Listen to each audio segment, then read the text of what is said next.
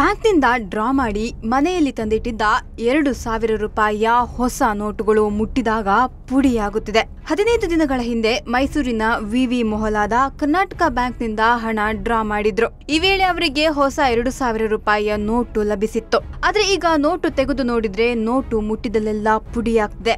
ಪುಡಿಯಾದ ನೋಟನ್ನ ನೋಡಿ ವಿನೋದ್ ಹಾಗೂ ಅವರ ಕುಟುಂಬಸ್ಥರು ಆತಂಕಗೊಂಡಿದ್ದಾರೆ.